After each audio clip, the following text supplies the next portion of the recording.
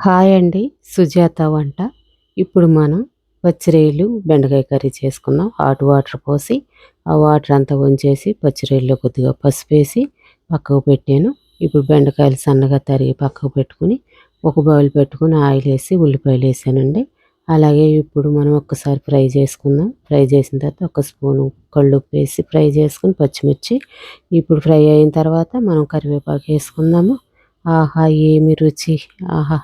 పచ్చిరొయ్యలు బెండకాయ అంటే కొద్దిగా పసుపేసి పచ్చిరొయ్యలు వేసి ఫ్రై చేశాను. ఇప్పుడు బెండకాయ కూడా వేసుకుని ఫ్రై చేసుకుని ఒక్క నిమిషం మూత పెట్టుకుందామండి. ఇప్పుడు మూత తీసి ఈ ఫ్రైని ఒక్కసారి కదుపుకొని ఒక టమాటా వేసాను. అలాగే ఇప్పుడు మనం ఒక్క స్పూను కారం కూడా వేసుకుని ఫ్రై చేసుకుందామండి. ఇప్పుడు ఇది ఫ్రై అయిన తర్వాత ఒక పావు లీటర్ వాటర్ పోసి ఇప్పుడు దగ్గరకు అయ్యే వరకు మనము హైలో పెట్టుకోవాలి. వాటర్ పోసాం కదా, గ్యాస్ హైలో పెట్టుకొని మూత పెట్టానండి. ఇప్పుడు ఒక నిమ్మకాయ అంత చింతపండు రసం వేసాను. కర్రీ రెడీ అయిపోయింది. ఒక లైక్ చేయండి ఫ్రెండ్స్. కొత్తిమీర వేసుకొని సర్వ్ చేసుకుందాం. Thank you friends.